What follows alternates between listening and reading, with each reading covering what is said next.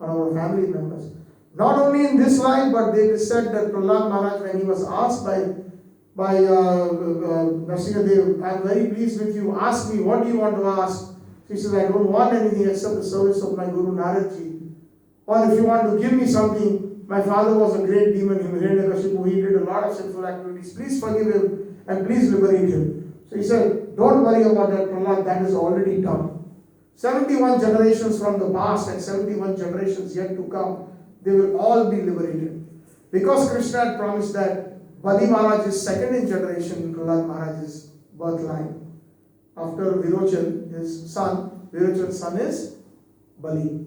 So 71 generations of Prahlad Maharaj were given mukti or liberation.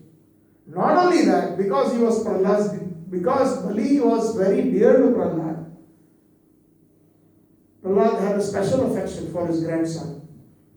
So Krishna also had special affection. He said, I am so pleased with your humility that you have given me your own head in spite of you not being able to give me anything else. He drove him all the way down to the hellish planets known as Sutala. And Sutala, it is said, is very opulent. It is extremely more opulent than heaven. Yes. As a matter of fact, Krishna asked a big palace to be constructed by the demigod's architect Vishwakarma, specially to be made for Bali Maharaj. Yes. And he said, Bali Maharaj, you rule there, stay comfortable, and you rule the entire Sutala planet. So there are 7 hellish planets. Tala, Vitala, Atala, Sutala, Mahatala, Prasatala, Patala. So Sutala is a very big hellish planet, but it is full of opulence. And then not only that, the icing of the cake is yet to come. I'm so pleased with you. You asked me for some benediction. He tells Bali Maharaj, now you ask me something and I will grant it to you. First Bali Maharaj said, you ask me something, oh Brahman boy. And Brahman boy took away everything in 2 steps. And then finally, out of humility, when he offers his hand, Krishna is pleased and he's saying, now you ask me. Now that you have given me this wonderful Sutal planet and this palace, I know Sutal has got 49 entrances or 49 gates. And in 49 gates means I have the choice to go out of them from my palace in 49 different gates. So Bali Maharaj is very clever. He wants the association of Krishna. And he asks in such a way, he says that I want you to guide each and every entrance of my palace. Out of all the 49 places. So whenever I leave, I see your darshan. I did. That's why when we leave our house also, the proper system is to look at the Lord, take darshan and leave. It is always auspicious. Nrsimhadev, Krishna, Prabhupada. Whenever you leave your house. As a matter of fact, try to, if you have a nice place by your door, keep a nice picture of Krishna. And then when you wear your shoes and when you're ready to leave, offer your obeisances and then you leave. When you leave your house. Because you never know what we can get into when you leave your house. Right? So many unpredictable things can happen. But when you take the darshan of the Lord and leave, everything becomes auspicious. So he says, I want my palace to be auspicious. I don't want that I forget you. Therefore, I want you to remain. And Krishna obliged by becoming a gatekeeper, becoming his servant.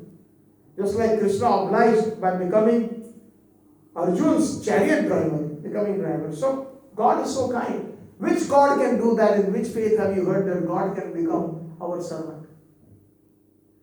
This is so deep. God is unlimited. If God wants to become your servant, you cannot stop him. Because it is his desire. He is completely free and will. It gives him pleasure. Not that Arjun got pleasure because he wanted Krishna seeing as a driver.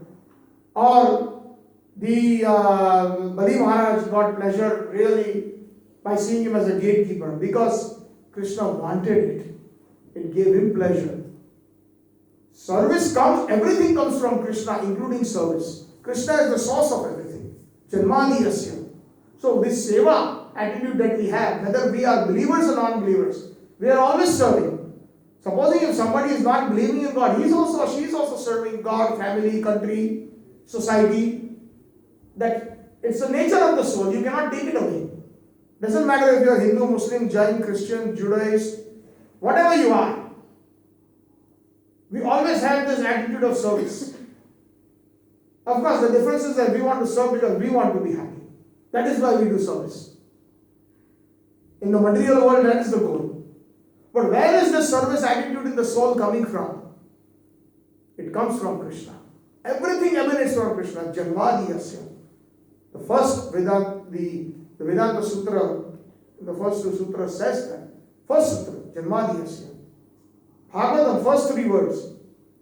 Janmadiyasya. Janam means creation. Adi means everything else, the sustenance and even the final destruction. Yasya, O Krishna, it comes from him.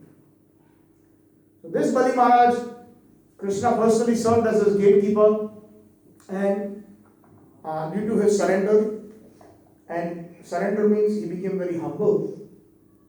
That is the most important thing. Sometimes we are blessed with so many things. Devotees are blessed with money, with good facilities. But we have this tendency, sometimes we get power. Sometimes we become either maybe in a society, president, or some kind of high position we have, right?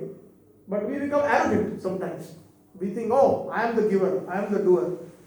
But Krishna, through the example of Bali Maharaj, expressed that no, ultimately I am in control. Ishvara Parama Krishna. I am the ultimate controller. And the sooner we realize it, the better for us. I will end with this nice lines that I'm reminded from the Bhagavatam. Prabhupada used to quote this. I think it was one of Prabhupada's favorite quotes. It's from the 10th canto Srimad Bhagavatam, if you get a chance to read it. 88th chapter, verse number 8. So very easy to remember. 10, 88, 8. 10, 888. Right? 10, 888. 88th chapter, 8th verse. Where Krishna says, Yasya aham anugrahamami. Yasya aham anugrahamami. Harishye shanai dharam.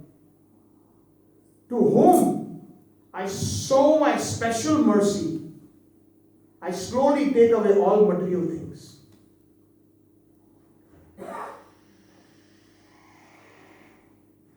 And why does he do that? So that when we have a lot of material things, most of us, we are attached to families, or families are attached to us. So many other things, people are attached to us. But when we don't have money, most of the time it is seen, Bhagavatam says, the next two lines I can't remember in Sanskrit, it says that even your own family members will run away from you, they will abandon you when you don't have money. And when Krishna takes those things away from you, that means Krishna has shown special mercy so that there is no more attachments or no more strings attached, so that you can cultivate your bhajan. And Prabhupada especially quotes it for his own personal life. There is one leela in Prabhupada's life, one pastime, when Prabhupada was a pharmacist in Allahabad. In his young age, he was selling medicines. Did you all know that? And he actually was working for one company. But later on he decided that he wanted to open his own business. So one day while he was making plans, he set up, he had different ideas that he was putting on the paper. And he had worked on it for several months, perhaps several years, on how to execute this plan of business. And in India, at that time, there was no electricity at that time. So they had this lantern with the kerosene. So under the lantern light, he was making his plans, finishing his plans, finalizing his plans, and suddenly it became windy, the door flew open, and the lantern fell, and everything that he worked on got burnt. He lost everything. Prabhupada lost his family, his own wife, everybody, kind of. He lost even in business, when he had his business. It is said that he could not even make the rent payments. Business never took off to those heights. It is said that even his own servants he could not pay. It was so difficult for him. So Krishna gradually took away everything that was materially related. And when that lantern fell, Prabhupada kind of cried and he was reminded of this verse. And he mentions that to whosoever I show my special grace, I take away everything slowly. Because everybody else will slowly, the person who doesn't have money, that person is rejected by society, even by your own family members and relatives. And I will end by this last, it's a kind of funny statement, but it's in relation to this. It's a statement in Gujarati. I don't know how many of you will understand, but jo Hindi samajhte hai, you can try to connect it and I will translate it. Na nana nathyo, nare natha la. Meaning, nana means money. That's another name. So na nana, one who doesn't have money, and that person's name is Nathalal. Uska naam kya hai? Nathalal. So then suddenly that Nathalal means a lot of respect. That person means, my dear respected sir. That was what it means. Very respected way of addressing. So, nana nathyo. One who doesn't have nana, then Nathala becomes a nathyo. In short form, they tease him, a nathya. You understand, it's a kind of an Indian culture. Very difficult to explain that. Like how again, suddenly like if you're calling somebody, your grace, your excellency, such and such. Or like for example, I think maybe you all will get this much better. When supposing if somebody is meeting the Queen of England, then she is addressed as Her Excellency Queen Elizabeth, right? But supposing if suddenly Queen Elizabeth loses everything and she becomes a common person, then everybody will call her, hey Liz, come here. You get it? So, the person who was called Nathalal, when he had Nana, when he had money, he was called Nathalal. And when he did not have money, he was called Nathyu. So same thing here. When somebody doesn't have money, your own family doesn't respect you. Nobody wants to be around you. And when that happens, that special grace so that you can do more bhajan, you don't have to worry about anybody. This is Bali Maharaj's Vaman Ekadashi, Bali Maharaj's wonderful surrender to Vamandev, and briefly I mentioned about the importance of Ekadashi. So Ekadashi we must do. Everybody. It doesn't hurt. Fruits, milk, anything without grains and beans, we can take. Offer it to Krishna. If you cannot do complete fasting, drink water. If you cannot even do that, drink milk. If you cannot drink milk, take milk and fruits. Even if you cannot do that, that's also okay. You will still get the same benefit. If you follow Ekadashi, where Krishna says, don't eat grains and beans. Because what is there in grains and beans on today's day? Who is reciting? Who? No, Pap Purush. Pap Purush reciting, because he also needs a special residency. And he is also one of the protected by Krishna. All the living entities have to be protected. So he says, I need a residency. Tell me where I can stay. He says, Krishna says, you can stay here. So please follow Ekadashi. And then if you cannot, then you can do best Ekadashi processes. Don't use any vegetable oil, corn oil, because corn is a grain. Very careful. Some people, devotees also, they make mistakes. I just bring this to my attention because people want to sincerely do Ekadashi, but sometimes unknowingly they break it. So don't use any oil. Best is to use ghee. If you can't find ghee, use butter. Next substitute would be peanut oil or olive oil. That's it. Don't use anything else. Even if they say vegetable oil, don't buy it. Vegetable oil also, in many plants, it is processed. They consider corn as vegetable. So a lot of vegetables are squished and then they make oil out of it. Why take a chance? So you can make vegetables, potatoes is considered best, peanuts you can use if you don't have allergy. Simple. The idea of even not cooking beans and grains is like when you make bread or you make chapatis, a lot of endeavor is there. That much time you want to spend in Hari Katha, Hari Nam. Ekadashi means more chanting, more devotional processes, practices. Otherwise, simply take a milk, fruits, finish it off, or just take a few vegetables, boil them, put a little basic spices.